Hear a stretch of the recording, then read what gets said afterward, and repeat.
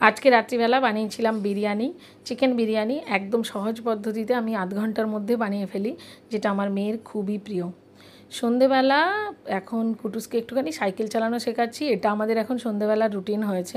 সন্ধে বলবো না, এখন 9:30 বাজে। এই রোজ সন্ধেবেলা একটুখানি ওকে সাইকেল চালাতে নিয়ে যাই, কারণ সাইকেলটা নতুন এসেছে, ওইটা যাতে শিখে নিতে পারে, তাই জন্য আর কি। সাইকেল চালানো শেষ করে একটুখানি পেপসি খেয়ে আমরা বাড়ি ফিরলাম। আর এসেই একটুখানি বিরিয়ানি বানাচ্ছি। যাবার সময় চালটা ভিজিয়ে রেখে গেছিলাম, ফিরে এলাম চিকেনটা কিনে নিয়ে।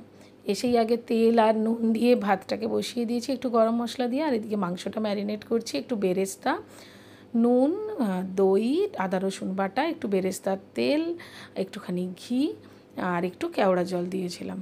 দিয়ে মাংসটাকে ম্যারিনেট করে নিলাম। ম্যারিনেট করে বেশিক্ষণ রাখলে খুবই ভালো হয়, কিন্তু আমার তো আজকে সময় নেই, প্রায় 10টা বাজে। এই পুদিনা পাতাটা আমার বাগানের, কৌশিক তুলে এনে দিয়েছে।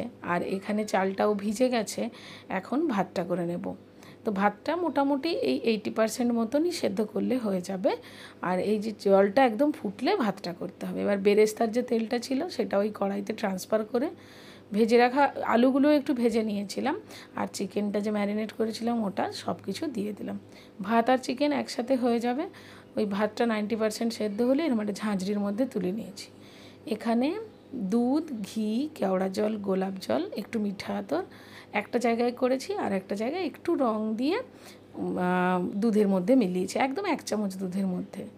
তো এদিকে মাংসটা মোটামুটি কষা হয়ে গেছে, একটু জল দিয়েছি।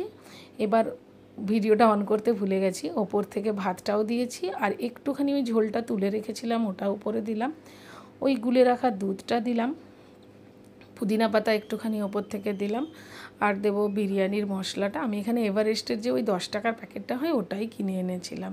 আসলে হঠাৎ করে বিরিয়ানি খেতে ইচ্ছে করলে এরমই করি।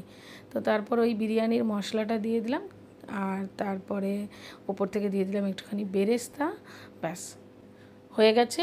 এবার এটাকে দমে রাখবো হচ্ছে 20 মিনিট। প্রথমে ওই 10 মিনিট মতন মিডিয়াম আছে, আর বাকি 10 মিনিট একদম লো ফ্লেমে। এদিকে একটুখানি রায়তা বানিয়ে নিচ্ছি, একটু গোলমরিচ গুঁড়ো, একটু চাট মশলা, একটু বিট নুন, আর একটুখানি ভাজা মশলা, আর অল্প একটুখানি চিনি, কারণ দইটা না আমার একটুখানি পুরনো, একটু টক হয়ে গেছে, তাই জন্য একটু অল্প চিনি দিয়েছি। বিরিয়ানি রেডি। 20 মিনিটের মতো দমে রেখে তারপরে 10 মিনিট মানে এমনি স্ট্যান্ডিং টাইম দিয়েছিলাম।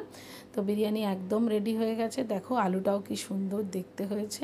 আর একটুখানি রাখলে, মানে আমি জাস্ট খুলেই সাথে সাথে সার্ভ করতে শুরু করেছি, কারণ অনেকটা দেরি হয়ে গেছিলো। আর একটু রেখে দিলে না আরও বেশি ঝরঝরে হতো। তো কেমন লাগলো অবশ্যই কমেন্ট বক্সে লিখে জানিও। এইভাবে একবার শর্টকাট বিরিয়ানি বানিয়ে দেখো, খুব ভালো লাগবে। আমার মেয়ের তো এটা ভীষণ প্রিয়।